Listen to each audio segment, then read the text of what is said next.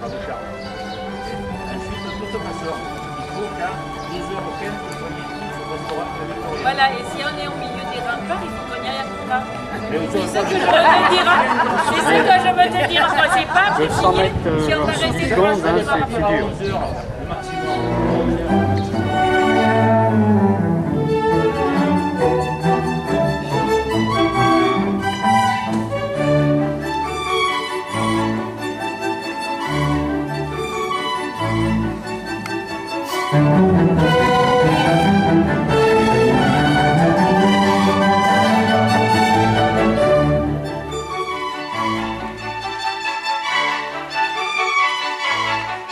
Pratiquement plus rien, quelques vestiges, quelques ruines de cette abbaye-là, pratiquement plus rien.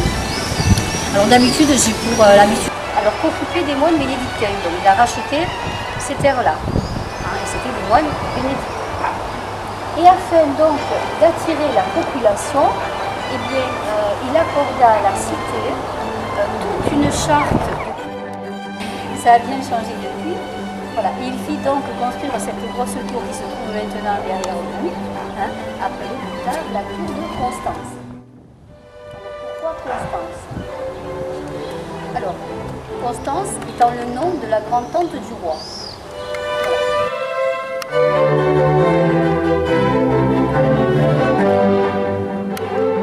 On a pas mal bien vieilli. C'est-à-dire le vin a dû éroder les La pierres. partie basse, c'est la partie haute. Il y a quelques endroits où il y a eu la restauration. Oui. Quand même. Mais on voit que le bas, là, On m'a rendu compte, le bus qui campait, là, c'était 24 sur 24. Il ne faisait pas les 35 heures. regarde aussi, elle est belle, là. Ouais, elle est belle. Et puis avec sa pipi de temps en temps. C'est magnifique.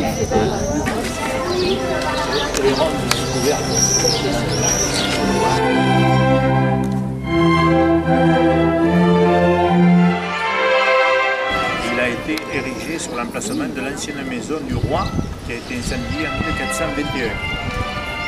Il a été reconstruit par le gouverneur de Civray et ensuite il est devenu la prison du marquis de Roidès.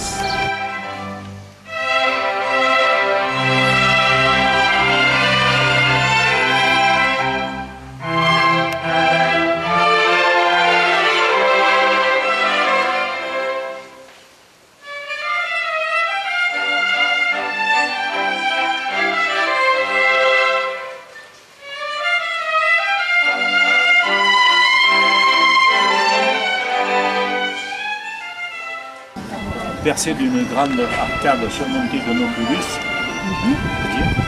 Sa façade donne accès à un vaisseau unique rectangulaire. Vaisseau unique, ça veut dire une salle unique.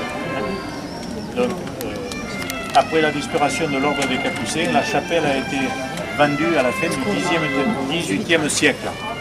Elle a servi de magasin militaire, de café, de halle publique et est désormais un lieu d'exposition.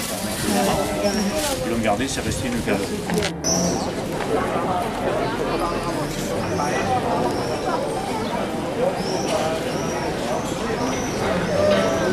La première église faite de bois et de roseaux sous le vocable de Beata Maria de Saboul date de 1183. C'était une humble chapelle dédiée à la Vierge. Elle est livrée au culte en 1248, puisque les anciennes chroniques nous apprennent que Saint-Louis vint s'agenouiller dans l'église paroissiale avant son départ pour la 7e croisade. Elle a traversé de nombreuses épreuves, brûlée plusieurs fois, et le fut en grande partie pillée et détruite par les protestants en 1575. Le clocher ne fut reconstruit qu'en 1634. Durant la Révolution, Notre-Dame des Sablons fit office de temple et de caserne, de magasin à grains et enfin d'entrepôt à sel. Elle ne redevint une église qu'en 1804. Notre-Dame des Sablons, joyau de l'art gothique primitif, classé monument historique et a retrouvé toute sa splendeur au cours des siècles.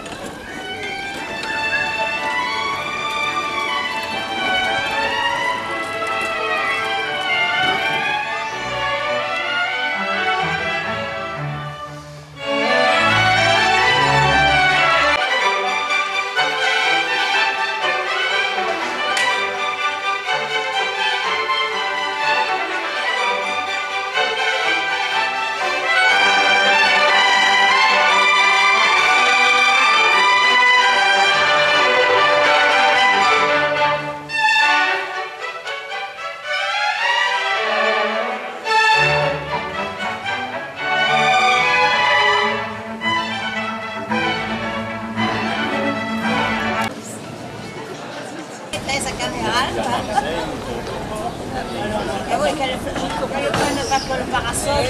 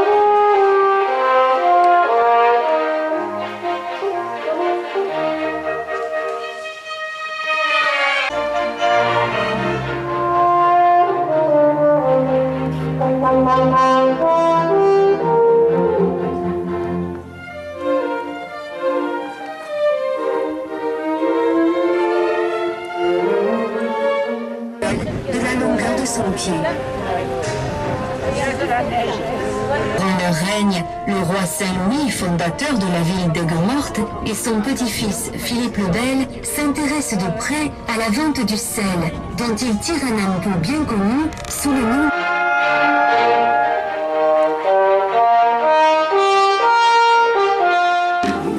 que la nature nous offre le meilleur d'elle-même, les sels de Camargue.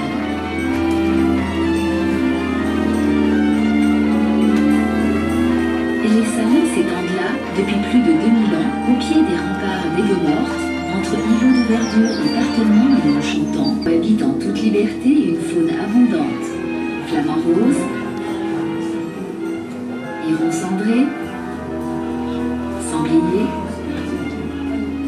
aigrets garzettes et tadornes, mais aussi sternes et avossettes qui jouissent d'une absolue tranquillité. Les flamants roses sont roses parce qu'ils vont se nourrir principalement de crustacés, de petits crustacés qu'on appelle des Artemia salina, dans des étangs qui ont des concentrations en sel assez importantes, à partir de 70 grammes par litre. Donc les salins représentent vraiment des milieux essentiels en fait à l'alimentation des flamants roses, et c'est pour ça qu'on abrite de nombreux flamands, alors en été mais aussi pendant la période hivernale. Répétant les gestes du passé, la recueille pour le plaisir de tous les gourmets. C'est un petit morceau de cette nature que vous retrouvez sur votre table.